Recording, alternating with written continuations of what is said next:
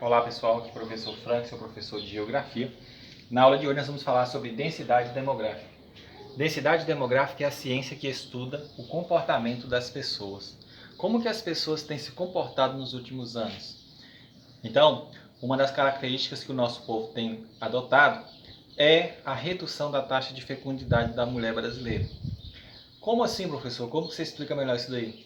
Na década de 60, uma mulher tinha em média 6 filhos.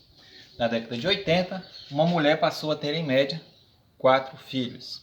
Nos anos 2000, uma mulher passou em média a ter 2 filhos.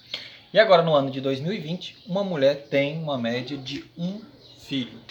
Então, a que se deve esse comportamento da mulher brasileira, da redução da taxa de fecundidade dessa mulher brasileira? Então, nós temos que entender todos esses comportamentos da sociedade para entender todos esses comportamentos.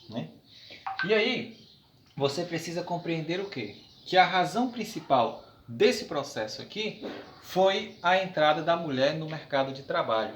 Então, na década de 60, você tinha poucas mulheres atuando no mercado de trabalho.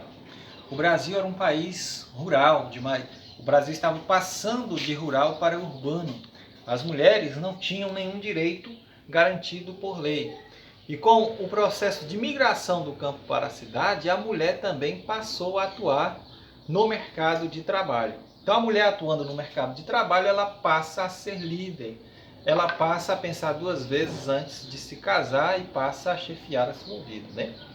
Na década de 80, houve a redução e hoje nós temos apenas 1 filho para cada mulher de média na atualidade. Então, mulher no mercado de trabalho, os métodos contraceptivos.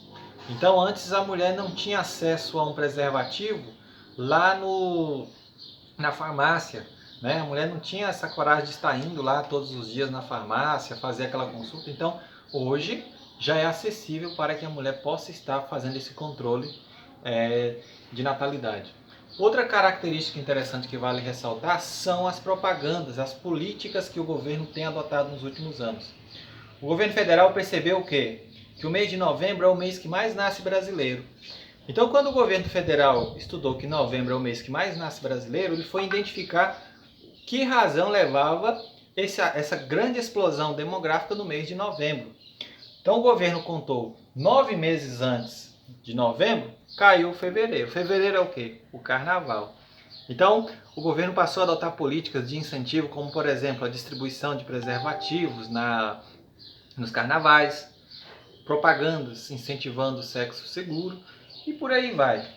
Então, tudo isso contribuiu para a redução da taxa de fecundidade da mulher brasileira.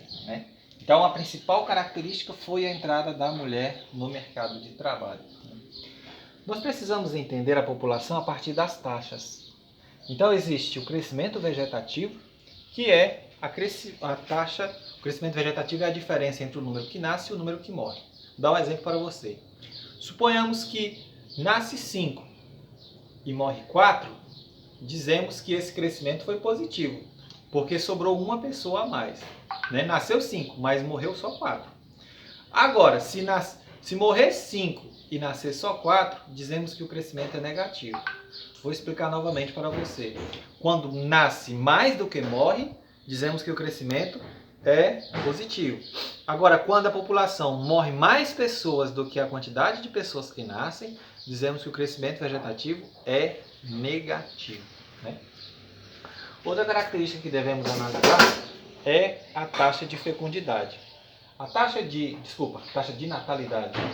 A taxa de natalidade, ela vai analisar, por exemplo, 1.000 pessoas que nascem em um ano, quantas pessoas a cada grupo de 1.000 pessoas, quantos nascem? Então, se eu tenho aqui, por exemplo, 1.000 pessoas dentro de uma família, dentro de uma região, quantas pessoas que vão nascer dentro desse grupo de 1.000? É uma média de 12? Então, geralmente no Brasil, a cada 1.000 pessoas nasce 12 por ano. Então, essa é a taxa de natalidade. A taxa de fecundidade é diferente. Ela vai analisar a idade em que a mulher pode ter filhos também. Então uma mulher ela pode ter filho, de acordo com a ciência, de 18 a 49 anos. Então dentro dessa vida ativa da mulher, a cada 1.000 mulheres, quantos filhos elas estão tendo por ano? Então se eu tenho aqui 1.000 mulheres em atividade, né, em atividade de idade que está dentro da idade de fecundidade, eu tenho 1.000 mulheres. Quantas mulheres vão ter filhos nesse período? Então, a cada 1.000 mulheres que estão na idade de ter filhos, quantas vão ter filhos ao longo de um ano? A taxa de mortalidade também, a cada grupo de 1.000 pessoas, quantas pessoas morreram dentro de um ano? Então, taxa de mortalidade, se eu tenho 1.000 pessoas em uma região, 1.000, e morreu 6 dentro dessas 1.000 pessoas em um ano, dizemos que morreu, a taxa de fecundidade é 6. A taxa de natalidade, é a cada 1.000 pessoas, a cada grupo de 1.000 pessoas, quantas que nasceu. E a mortalidade infantil é a cada grupo de 1.000 crianças nascidas, quantas que viveram até completar um ano. Então, no Brasil, a taxa de mortalidade infantil ainda é grande. A principal causa da mortalidade infantil é o consumo de água impróprio, né? Então promove diarreias. Então as desinterias são a maior causadora de mortalidade infantil. Então isso se deve, por exemplo, como as péssimas políticas de acesso a saneamento básico ainda conduzem a um elevado índice de mortalidade infantil, né? Então, a cada grupo de 1.000 crianças que nasceram, quantas que viveram até completar um ano, naquele ano, né? Aqui nós temos que analisar outra característica, a pirâmide etária. Então, esse desenho aqui se chama pirâmide etária. Então, geralmente, do lado esquerdo ficam os homens, do lado direito ficam as mulheres. A base é o nascimento, o topo é a idade avançada. De 0 a 19 anos são os jovens.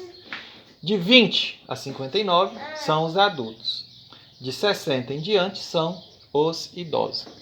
É interessante a gente analisar que o Brasil é um país que nasce mais homem do que mulher e na idade adulta tem mais mulher do que homem. Então onde é que está a divergência nesse processo?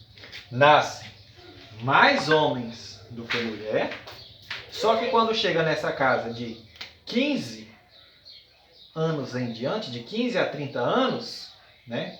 De 15 a 30, nós vamos ter a mortalidade de jovens, principalmente em decorrência da violência, em decorrência do trânsito, né?